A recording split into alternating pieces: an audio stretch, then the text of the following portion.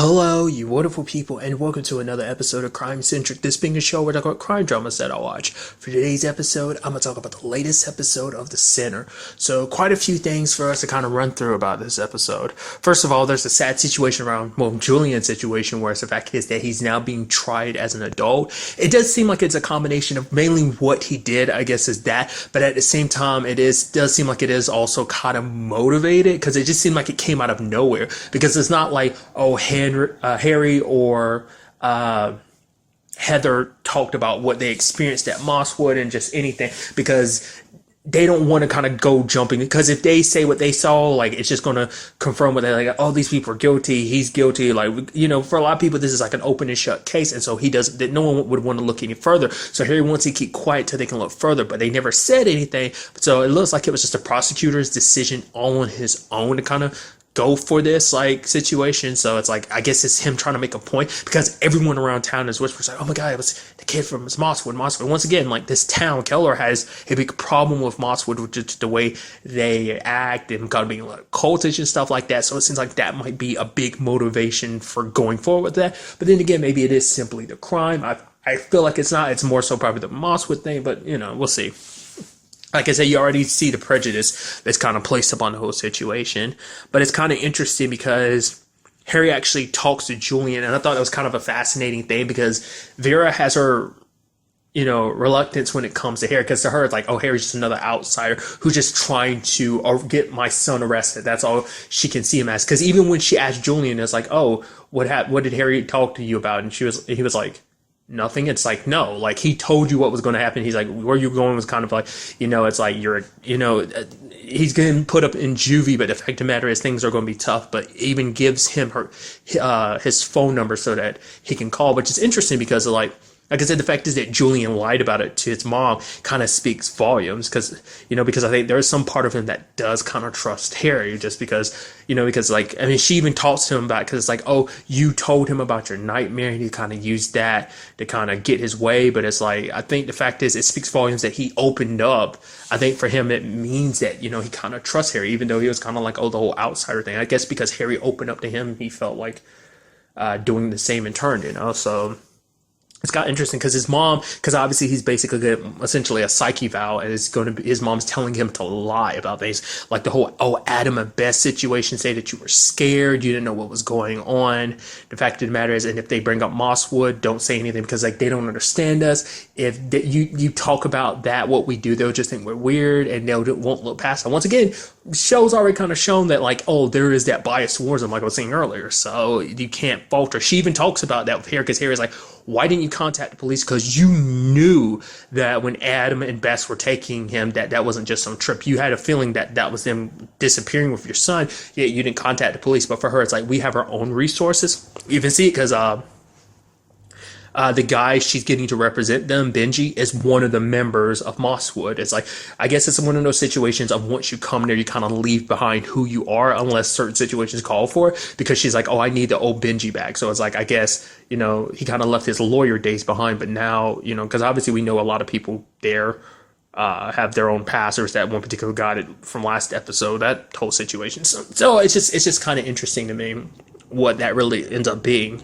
It's just kind of interesting because it seems like one of those things like, oh, you have to cut ties with your past. It's like, yeah, cut ties with your past until it's convenient and we need you to do that, so it's very interesting in that perspective. But I guess in a sense you could make the argument, well, like, obviously when the law got involved, it's like, well, it ended up kind of, she was right not to trust the system, but at the same time, it's like, you waited, that was at the point when something happened. If you had talked to him sooner, maybe this whole situation could have been prevented, because Julian ends up talking about everything. And for one, we end up here, like, it's hard to say whether they believe in like reincarnation or not, because he says like death, you just kind of come back in a different form, essentially, almost like they're always a piece of us. Like when they die, like a piece of them, I guess, becomes a little bit of, like, that's my understanding of it. Could be completely misunderstanding. So I don't know if it's like a resurrection thing, or is it kind of like an energy thing? Like, that basically when people die, it isn't like a complete death, that there is a little bit of them that fuses with you and it comes back and exists in some other shape or form. But what's also interesting for him is like the reason why he was for him, he didn't expect it to be painful because for him, he thought it'd be something that was quick and painless. The question is, I guess because he had read or researched it. So, because I wonder, is that something he just knew ahead of time? Is that something his mom had told him in the past that he applied to this situation? Or while he was out of the room getting them their was it their coffees or teas or whatever, like he looked it up in that moment or something? Well, because let's not forget, like, Vera had someone there ahead of time, so they might have tracked them down and then told Julian to do that. Like, I don't know, that might be the twist, because let's not forget that dude was there before Heather and Harry got there to talk to the manager at the hotel, or motel, whichever one it is. But to be fair, it could just be like, oh, they got there the moment they heard whispers about what was going down. So we'll just have to wait and see. But it's just kind of interesting that he would get that out of it. Like, I feel like at what point in time would you have time to have looked that up? I mean, not unless it was while they were asleep or, like I said, in that time he was alone. But I mean, that's why I'm chalking it up. Like, Vera might have had some influence in that, but we'll wait and see. But because for him, he found out that they were lying. Because Bess is the one he was closest to, but it's like she lied to him. It's like, yeah, the beginning, this whole, like in his mind, it was like, no, that we are going to Niagara Falls. It's like, wait, we're not? Because he found out they were lying and that he was never going home because he overheard a conversation. And for him, it's like lying is a bad thing. You never lie. And that kind of goes back to why he doesn't want to lie, which even he's lied because he lied about the whole Harry situation. So... But in this situation, he didn't want to lie because he said when you lie, it splits you into two people. I guess kind of going back to the whole like good and the shadow situation, all the good and evil in you. Like maybe when you lie, it kind of it splits you into kind of that yin yang situation of like the good and evil. I'm assuming is really still up in the air of like what that all really means.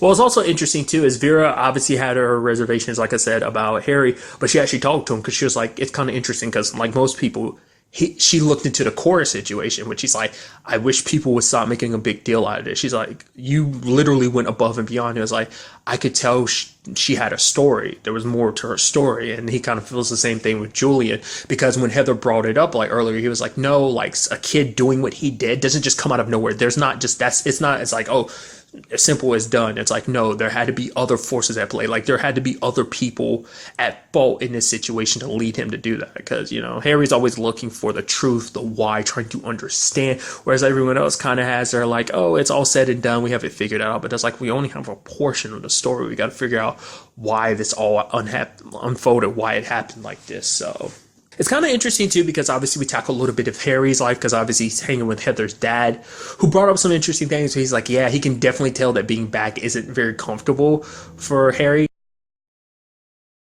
Yeah, it doesn't seem like Heather's dad knows the specifics, but he knows like being back here is uncomfortable. Maybe he knows some of the specifics. I mean, they've been friends for a while, so maybe. Because it doesn't seem like whatever happened to Harry, it's like widespread known. I mean, to be fair, like the chief or whoever, Heather's boss, it doesn't seem like he knew it. Like he knew a little bit, but I think that's because he did his own research. So it's probably like, it's not like whatever happened to him back in the day wasn't like a big thing. Probably only people who were around back then who were close to Harry probably knew about it. Interesting thing, just kind of really going ahead and knock this out because it's kind of an acting thing I think is funny when it comes to actors, who I'm referencing specifically. There's two actors that popped in this episode. One actor is the actor who played Russ in Ozark, which is interesting, as well as, I'm blanking on the wife's name, but she's one of the snails from Ozark as well, which I thought was kind of fascinating. You're both in the same episode. It's also serendipitous because I literally just finished up Ozark season 1 today, which I'd heard nothing but good things about the show anyway. But like, I highly recommend it. After having finished season 1, I highly recommend you check it out. It's a Netflix show. Season 2 is like right around the corner. Like it come out, it's like 2 more weeks. Nevertheless, that's just my little plug, just because I thought it was just fascinating. I was like, oh, I just saw you in Ozark, and here you are. It was just funny to me. Nevertheless, it ended up turning out like there was Caroline, who was like a girl he was interested in back in high school, and she talked about the fact is like, oh, she's like, it was, you ran away. He's like, I didn't run away. She's like, yeah, but I can understand like what you were going through. No parents, no siblings. Which is like, I thought he said his mom didn't die. Did she? Was it then at that fire situation, or was it later on? Like, I could have sworn he told Julian his mom wasn't dead. Like, maybe it's like, no, she didn't. Maybe did she die? It's like, maybe he was thinking at that time in that particular part of the story about the fire. It's like, no, she didn't, but maybe she did later on. which we kind of get a peek into that in two different views. Like, one is the beginning of the episode, the nightmare he had, because basically he puts himself in Julian's shoes to a certain extent. It's his own mom's body, and he's putting the rocks up there, and a young him is looking at him, and it's like, what that's supposed to represent, I guess, because he was kind of in a similar situation, like a complicated mom situation. And then it also seems like when he talks about the fire, he's like, oh yeah, it was just an accident. But I thought maybe before it was his mom who caused it, but now I'm wondering, was it him because of everything that he was going through at the time, which we don't know exactly what it was. It seemed like, it was kind of implied that his mom obviously didn't take care of him, which he talked about with Julian, but it's like, maybe she started a fire. Maybe it was him starting a fire as a means of getting people's attention. Like, it was kind of like maybe like a subconscious way of lashing out because of what happened. I don't know, like whatever his mom was going through. Because every time we see her, she's just sitting in the bed, like, maybe it was like some depression or something, that was keeping her from being in a position to fully take care of him. We'd have to wait and see. Like I said, for right now, it seems like they might be pointing it at being Harry who started the fire, but ultimately we'll wait and see. I kind of talked about it and kind of dropped it a little bit earlier, but what's the whole situation about Julian and Bess? The fact is that she suffered. Like, he saw it. Like, the Adam situation, and Adam kind of died, but he didn't die quickly either. Like, he suffered too. It's just like he ended up falling out of the shower and ended up hitting his head.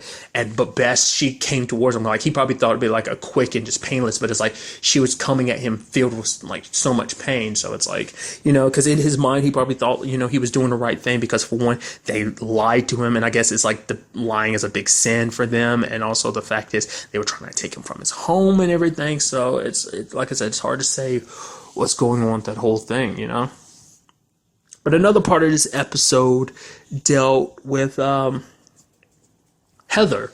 She goes to visit Maureen's mom. Her mom hasn't talked to her in years. Because at first, like, Maureen, the subject of Maureen comes up between Harry and Heather, and Heather's like, oh no, it's kind of a dead end. It's like, no, it doesn't really go anywhere, which is like, it's like, you're so quick to shut that stuff down. I was like, it doesn't seem like you even really looked into it. But then she talks about it with Heather's mom, and she's like, oh, once I became a cop, I did look for her. Like, I didn't see any stuff here and there, so I just assumed she was still at Mosswood, which I thought was kind of fascinating. Because later on, it seems like this is the first time in years she had looked it up. So, but I mean, she could have been referencing years ago when she first became a cop that she looked into it, whether she did or not. I mean, I assume that she did look into it, or maybe that was something she was just saying to Maureen's mom. Her mom didn't seem too broken up about it, just kind of like, whatever, just because, like, I guess for her, it's like, oh, my daughter was kind of a headache. We kind of see the relationship they had. We kind of heard a little bit about it. We kind of see it later on, which I think is kind of interesting, because her mom calls her a slut for, it's like, oh, you were all flirting with my boyfriend, which doesn't make any sense considering the fact that your daughter's gay. Like, why was she flirt with your boyfriend type of thing? And I guess it's like her mom just kind of might have been high or just assumed the worst. It's probably a situation where her boyfriend was hitting on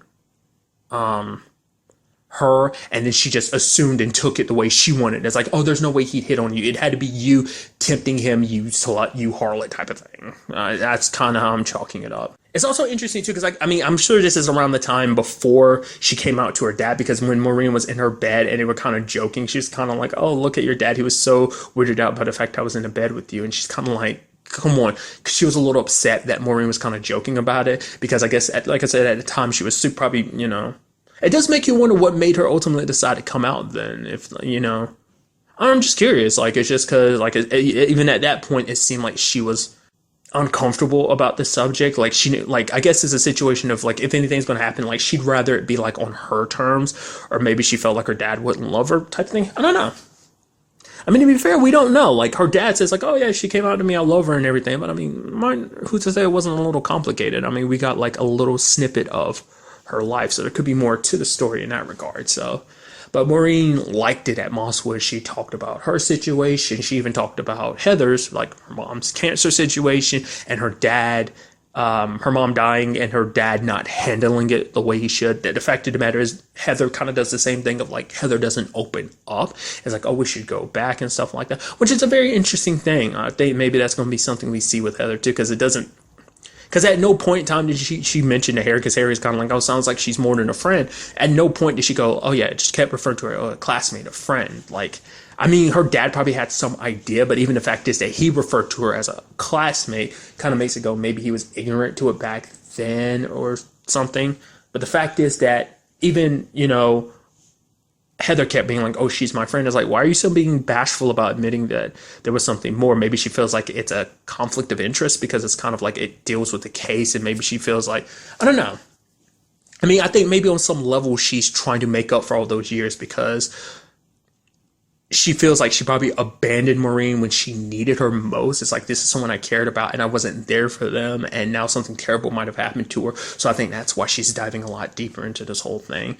Because last time we saw, it's like, oh, like picked her up at her house and I was like, hey, you're coming home with me. And, I think Maureen appreciated that. But whatever it was, she still got what she needed more from Mosswood than she could Heather. And maybe that made her a little resentful towards Maureen and why she never really looked for her. Maybe because she was afraid of what she might find at Mosswood. Or maybe there was something in the past she found that she didn't like and it's kind of made her reluctant to go back or even, but I feel like it more so might be the former, that it's just maybe she held a little resentment because it's like, oh, I'm not good enough to help you and I'm here for you, but you won't let me, or maybe it's just kind of part of that aspect of like for Heather, it's hard opening up. I can understand. I kind of go through the same issue myself. I'm not very good at like conveying my emotions to people. It's how I am. Nevertheless. But she looks into a book and sees the name Julian and circles so many times like, oh, what is that supposed to be? I was like, wait, you don't think? And then Heather starts thinking that might be the case. That Maureen is Julian's mom. The fact of the matter is the timeline, fits Julian's age. Plus that was around the time Maureen disappeared all those years ago. So it's like that would fit the timeline and everything. So, but then what about the whole Vera situation? It's like, there's a lot of discrepancies. Like for one, I mean, Vera did talk about the fact that the dad situation wasn't on the birth certificate.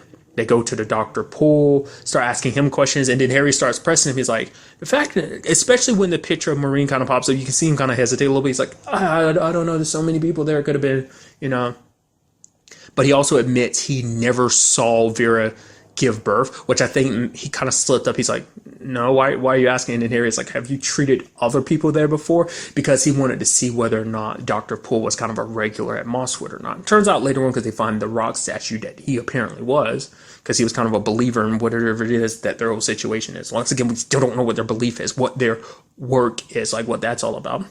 It's enough that he felt the need to slice his own throat so he wouldn't talk, which is like, why would you do that? What is so crazy about this situation? Once again, it's like Adam and Bess were trying to get away. Once again, were they trying to take Adam away because did they know about his situation? Like, what about the whole Maureen situation? Where is his mom? Like, because once again, like, that's what Heather brought up last time. It's like, she's not here. Like, her entire time she thought Maureen would be there. But it's like, that's why she was asking, is this everyone here? I wonder, is that something Vera doesn't know about the connection between Heather and Maureen? Giving her kind of like a personal motivation when it comes to this case in that particular regard about Julian. Maybe on some level, Julian kind of knows that Vera isn't his mom. Maybe on some subconscious level or something. I don't know. Maybe it was something that got slipped in conversation. Maybe some stuff Adam and Bess, which I doubt because they made it sure not to say too much around him, like I said, except when they accidentally slipped him, like, oh yeah, we're not going back type of thing. So a lot of that kind of makes you wonder what's going on with that place. That so much is secretive, that maybe it was an accident when it came to Maureen that they're hiding. Because like, why does she take over Julian instead of his mom? Because it seems like a place for people to have second chances. Once again, also comes a big question of who is the dad? Because was she pregnant before she went there, or did she get pregnant afterwards? Big questions, so a lot left open for us to figure out, try and piece this all together. I'm very interested to see what the next episode has in store for us with all of this. But really, that's all I want to talk about. Till the next time we meet, be happy, be safe, live life to the fullest, and enjoy it. Good day and goodbye.